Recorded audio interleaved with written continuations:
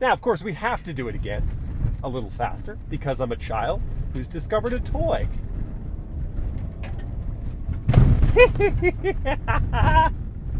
It took it, no problem, yes. Hey crew, I've got the key to that 23 Chevy Silverado ZR2 Bison. I feel like I have to say it like that. We are gonna take it for a drive, but first, let's check it out. It looks on the inside and outside.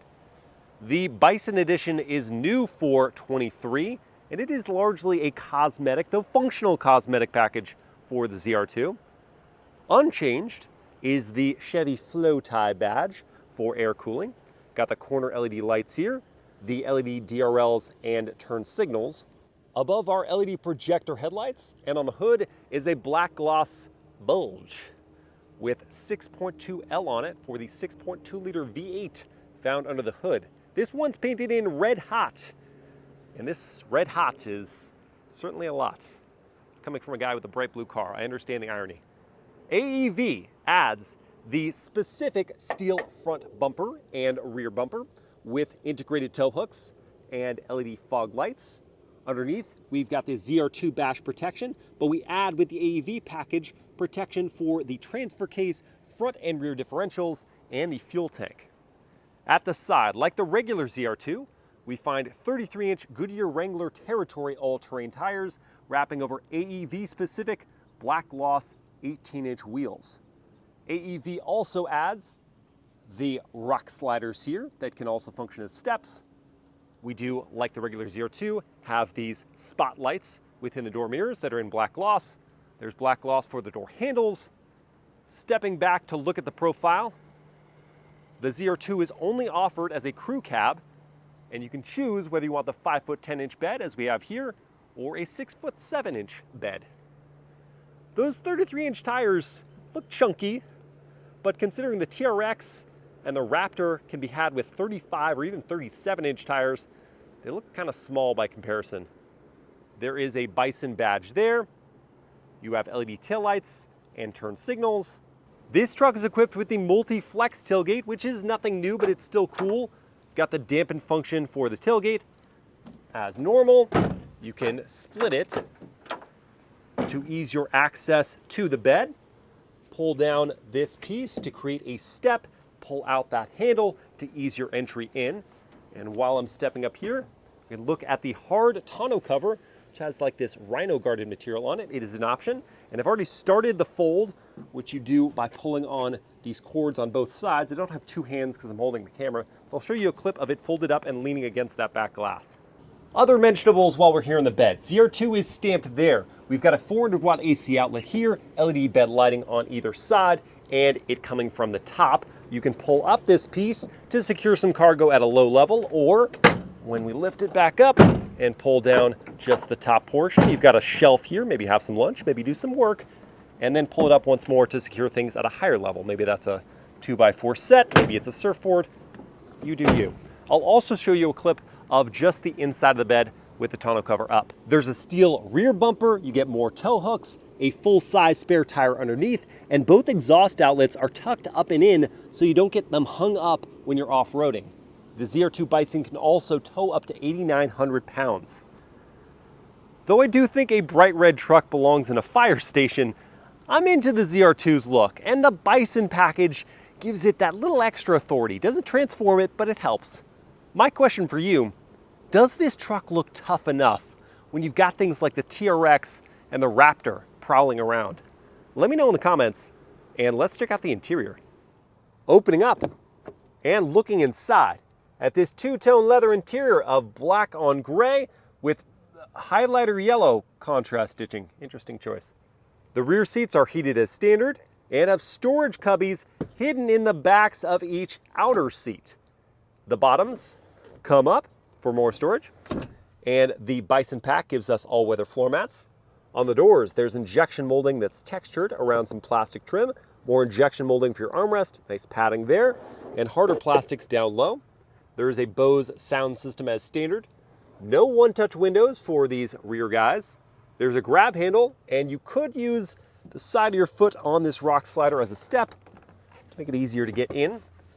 Behind my own seat at 6 feet tall, Got loads of leg room, and the seat back's all in leather. There's a mat pocket here, foot pockets to slide my feet under. I'm really lounging. And the thigh support is solid. Headroom is plentiful. That gets a thumbs up from me.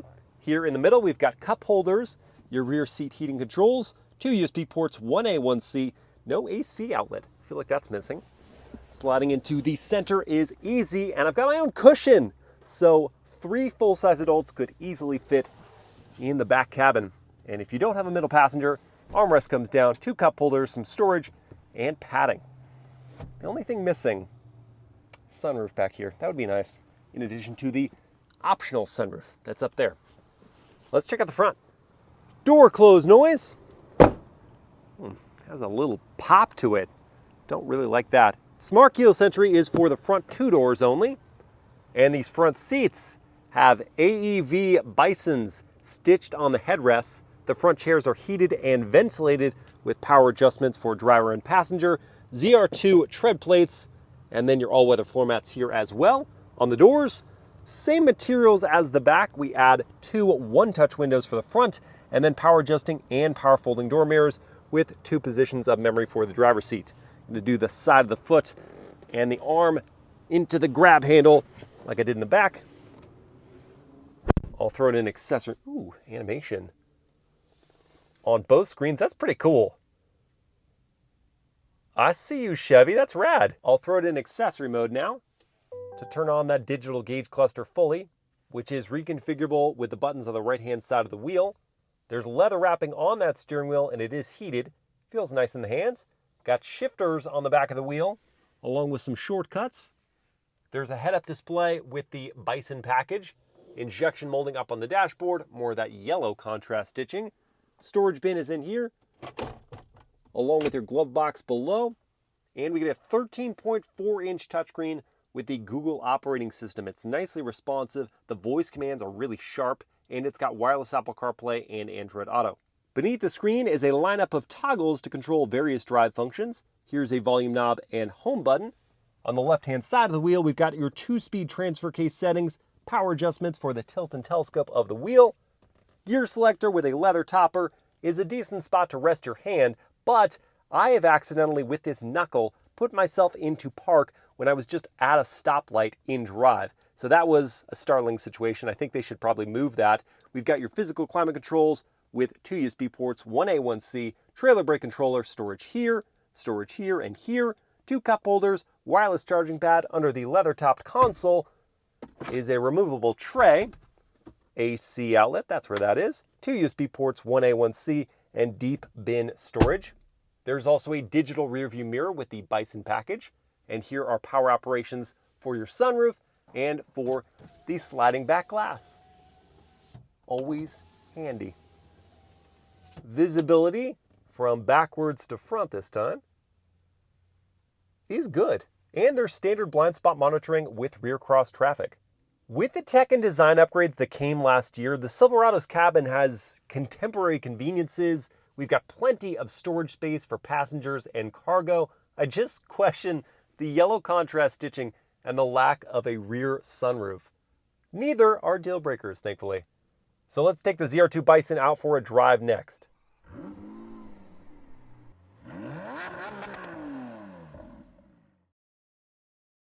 All right, let's fire it up.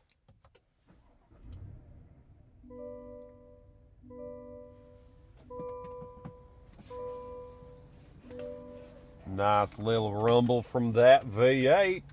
Oh my gosh, imagine if I did the whole review like that. How quick would you guys tune out? For me, of myself, I'd probably tune out in 13 seconds. Hey cabin camera crew, thank you for joining me for today's drive of the ZR2 Bison. And we'll select our drive mode over here to the left. We've got terrain, off-road, and normal. Let's begin in normal. Click in on the left side of the gear selector and press forward to go into reverse. That brings up a super high resolution camera system with a bird's eye view off to the left, rear facing shot with trajectory lines off to the right, and you have a variety of other camera angles to choose from, including your bed shots and a front facing camera, overhead front, overhead rear, tire shot. Ooh, that one's really grainy. It's the rear tires. Those are the front. Those are so much clearer. I wonder why. Hitch view. And let's just begin in this one. And back on that, we do have the digital rearview mirror going as well. Very handy if you've got a full cabin.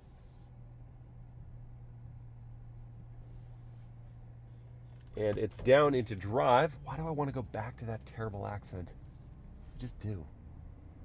We'll start things off with the turning radius test, as we usually do. And because this is a full-size truck, I'll start all the way to the right and bring up the camera system to monitor.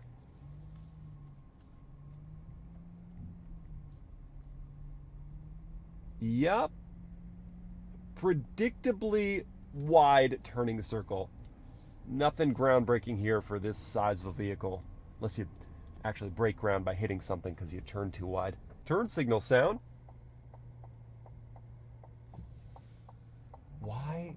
Why does that sound like a horse, like working up to a gallop? Like clock, clock, clock, clock, clock, clock, clock, clock, clock. That's just funny to me. I don't know why. And now for the world famous horn test. Strong. I mean, it's a little high pitched for this macho of a truck, but it carries the sound. That's important, right? Still have that going. Wow. Powertrain in the Silverado ZR2. We've got a 4.2. That would be way off. 6.2 liter naturally aspirated V8. It makes 420 horsepower and 460 pound-feet of torque.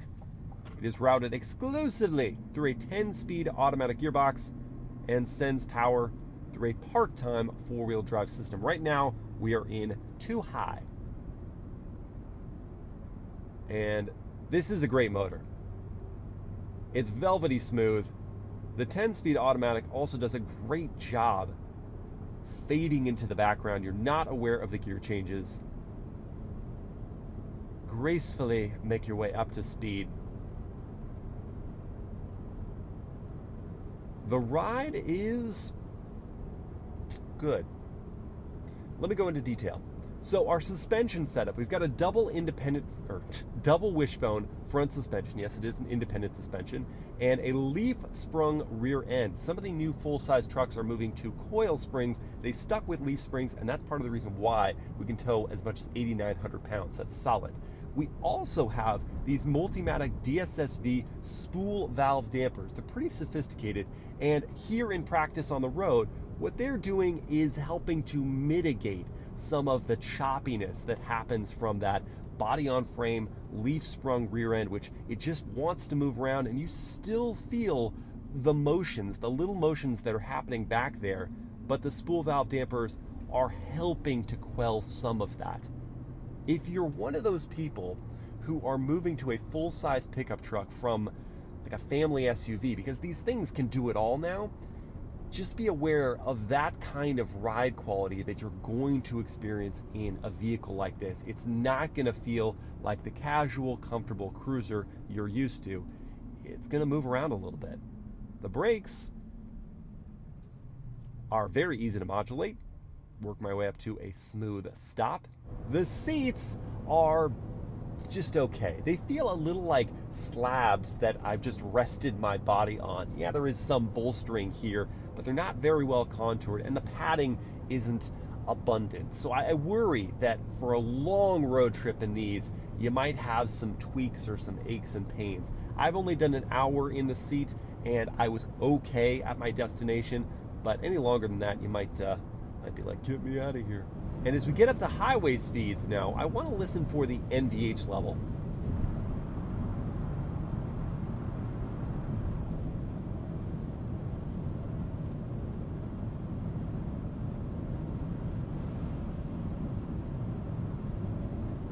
Okay, so we've gone over 2 different road surfaces. We had a car pass us at speed, and most of what I'm hearing is wind noise. And that makes sense. I mean, this is a big block just plowing through the air.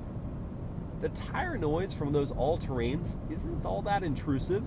Have that hum in the background, which is to be expected. Not terrible. I mean, I could have a conversation with my passengers without raising my voice too much.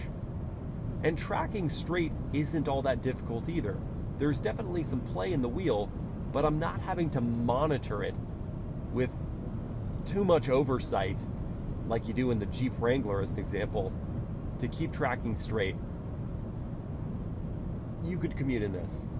I'm not going to say it's the best commuter vehicle out there, but you could definitely do it. Now you may be curious how 420 horsepower and all-terrain tires translates to real-world 0 to 60 performance. I've got my race box set up here to find out. We don't have a sport drive mode, so I'm just going to bury my foot in the throttle. Little slip off the line, but then a nice surge of power. And we got there in 7.17 seconds. That's perfectly okay. Okay, so it's not a rocket ship, but that amount of power for almost 3 tons of weight is fair.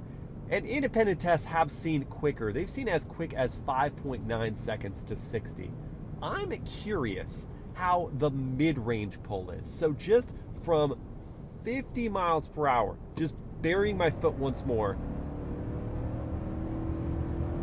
you add on another 20 miles per hour very quickly there. That is much more satisfying, and that's much more useful day in and day out for a passing maneuver or something like that. And while curiosity still has its hold on me, I want to try out low range or manual mode, which is really just for towing, but let's do it anyway. Click it down, go into low range, and now we can use these paddles on the back of the wheel, which prompt decently quick shifts. How about the upshift? Yes! Yes, indeed! That is not bad at all. Not a sports car, let's be clear, but it can hold its own. And this is another one I've gotta just test, is the braking performance from around 60, coming up to a stop, clamping down hard. That was better than I expected. I'm thinking about the GMC Sierra I drove not too long ago, and how much longer of a distance that felt like, and how much more nosedive I thought I felt in that truck. It's got to be something with the suspension geometry in this, but it didn't drop the nose way too much, and even on the all-terrain tires, the braking distance wasn't excessive. All right, I see you, ZR2. Now, we need to see how this does in the environment it was designed for. Let's take it off-road. All right, we made it out here to our off-road trail. Yeah, it's mostly a fire road. It's only going to get slightly more technical than this later into this video, but I just want this to be a sampling of what the ZR2 Bison can do. We're not showing the extent of its capability. We are going to go into the off-road drive mode, and I'll leave us in 2-wheel drive high just to start, and then I'll move us into 4 high. I don't think we're going to get into 4 low, but who knows? We'll see how things go. Down into drive, and I'm going to bring up the camera system because that is so useful. And as we saw on the street, it hangs with you as the speeds do climb. Now, what I'm hoping to learn on this fire road is how much my water is going to rattle. I'm going to put that there. Is how the Multimatic DSS-V spool valve dampers can handle washboardy road surfaces like this one.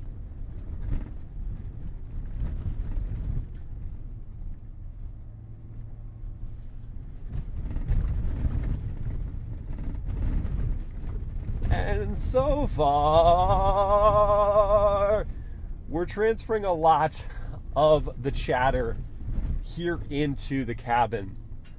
That leaf-sprung rear end is really gonna put the spool valve dampers on their heels, attempting to filter all this out. And so this is not going to be as luxurious of a ride as the more sophisticated Fox 3.0 remote reservoir, super crazy heavy duty suspension in the Raptor as an example, or even the Bilstein E-Hawk. I can't remember what they call it, but that one's also pretty trick.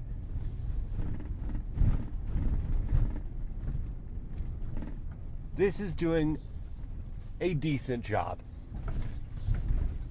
Big hiccups like that one, big dips that you don't plan for, leave you sloshing around a little bit. I'm hopping. I got at least a 1/4 inch of air in my seat just there. It is, however, compared to the TRX or the Raptor, narrower. And that means that when you're plotting your way through tree-lined, tighter roads, fire roads, whatever, trails, you're not quite as worried about pinstriping. I haven't had to think about the dimensions of this pickup at all so far. And yes, the trail is wider than what some might encounter. And this is definitely still wider than a mid-size pickup truck like the Colorado or Tacoma. But I don't have the tension in my shoulders, apart from the shattering of the washboard surface that we're riding on. I don't have the tension in my shoulders fearing for what could be gouges from a tree branch. And the steering here is also sufficiently communicative. My inputs lead intuitively and appropriately to the pivoting of the tires. Next, I want to see how it does at a higher velocity. I'm going to go into 4-wheel drive high for that. So I'll hit this button here on the side. It'll move us into 4 high. And when that's committed, which it has, we can pick up the pace.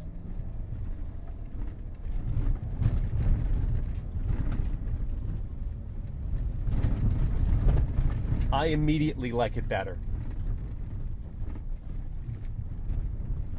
It already feels happier absorbing the punishment of an imperfect surface when you've got a bit of pace. Throttle response. Yeah, it's pretty good. It's a big dip down. Nose doesn't plummet like I experienced in the braking performance. Stayed very stable. The 4-wheel drive system and those Goodyear Wrangler territories do provide a sure-footedness through curves.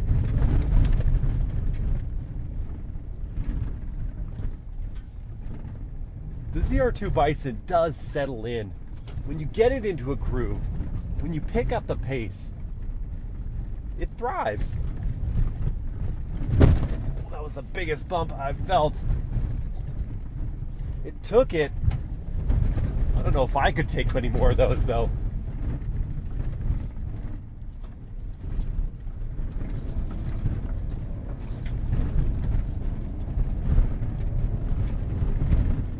You can have a bit of fun.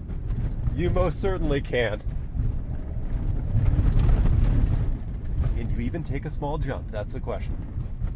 Yes! Smoothly, confidently. Heck yeah! Now, of course, we have to do it again a little faster because I'm a child who's discovered a toy.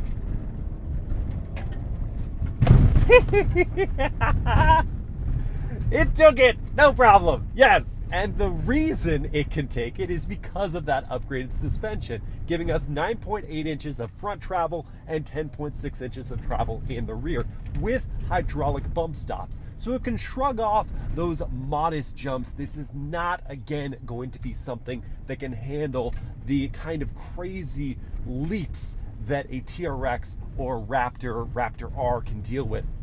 But you know what? If you get a little bit of hang time, it's not going to cripple the truck. Now, the next item of business is going to be low-speed maneuvering. And because we have the AEV Bison package and all of the underbody and rocker panel protection, I feel confident that when I go through this stuff, even if we're scraping on things, the truck will be okay. I do need to make some changes. So I'm going to go into neutral and switch to 4-wheel drive low. I'll let us roll back just a little bit to engage it. And as soon as that is locked in, which it is now, it's back into drive. I'll then lock up both the front and rear differentials so that we don't have any wheel slip and wasted power. And from here, I've got very careful throttle control. I can let those Goodyear Wranglers dig into the ground surface and help us claw up over these moguls that we're now approaching, and that I can see clearly on the high-res camera.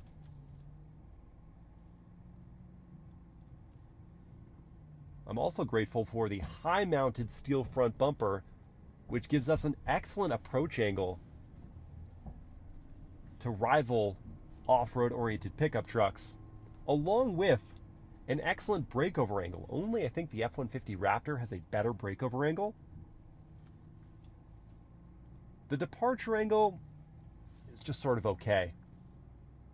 It is trumped by many of its competitors in that regard.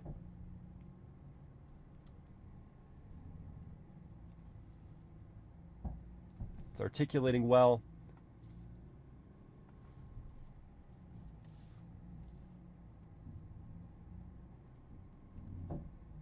Pulling us up easily.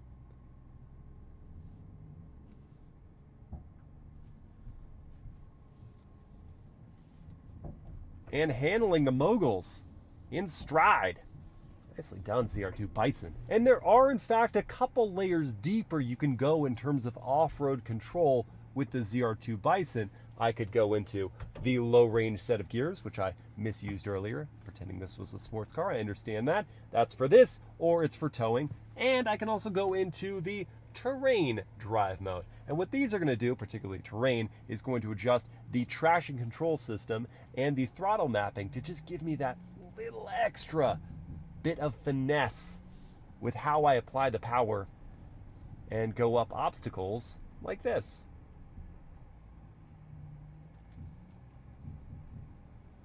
You just absolutely creep your way up. Let the tires, let the diffs, let the clearance all do their thing.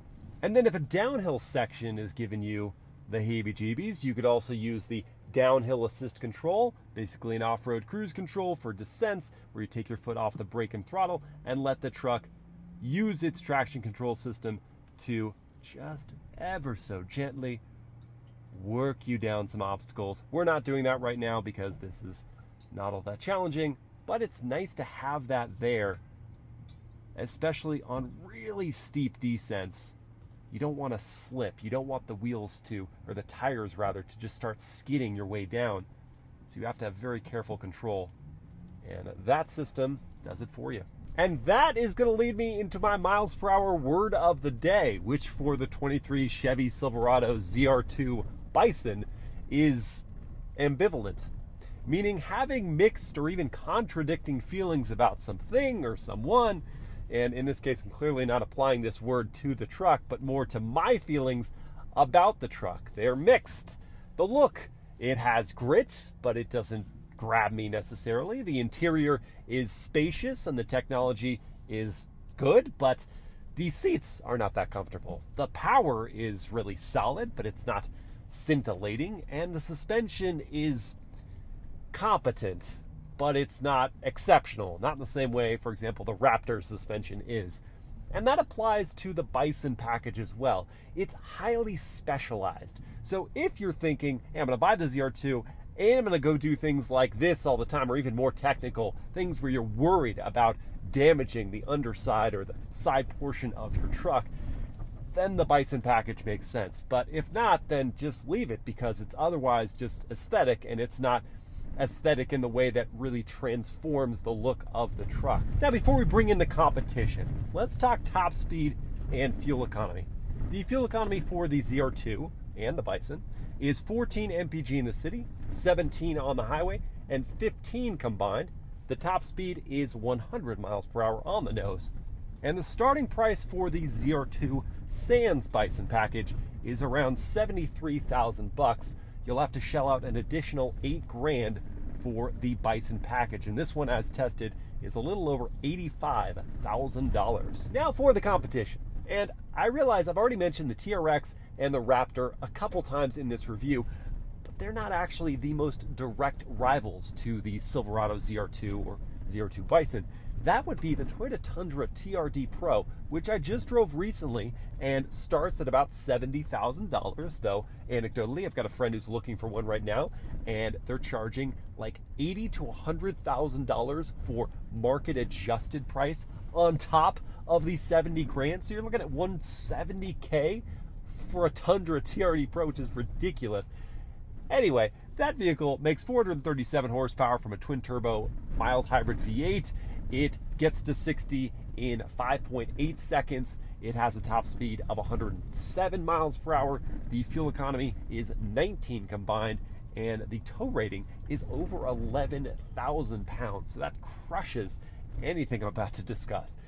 Then we can get into the desert running duo. We've got the Ford F-150 Raptor that starts at $78,000. It makes 450 horsepower. It gets to 60 in 5.2 seconds, has a top speed of 105 miles per hour, fuel economy that ties this at 15 combined, and a tow rating of 8,200 pounds. And finally, the most powerful, the Ram TRX that starts at that's the power. It starts at $86,000. It makes 702 horsepower. It gets to 60 in just 3.9 seconds, has a top speed of 118 miles per hour, and abysmal fuel economy of just 12 combined mpg with the tow rating of 8,100 pounds. Verdict time. Starting with the most direct competitor, that Tundra TRD Pro. If, and it is a big if, we were talking about the MSRP, then the Tundra's $70,000 price point, the power, the fuel efficiency, the tow rating, and even the styling of that truck would earn my vote over the ZR2. But in a more real-world context, where a dealership is much more likely at this point in time to price this truck closer, much closer to MSRP than the Tundra, then this would get my vote, because this is still a great truck. It's just not as good in as many contexts as the Tundra TRD Pro. Now, if we were to broaden the competitive discussion to the larger ocean of TRXs and Raptors, then once again, I would vote for one of those trucks over this, because unless your use case is highly specialized, where you're going down tight trails, where the narrower body of the ZR2 makes sense, or you're crawling more often, or you're towing heavier loads, then the Raptor or TRX can do so many more things and do them with so much more excitement and attraction than the ZR2. Which would you guys choose, though? That's what I want to know. Would you go with the TRX? Would you go with the Raptor? Would you go with the ZR2, either Bison or not? Or would you have the Tundra TRD Pro? Let me know in the comments. Hope you guys have enjoyed this POV drive review, and if you did, please like, comment, and share it. Subscribe to the channel. Hit that bell to get notified, and I'll see you again next time. Rah!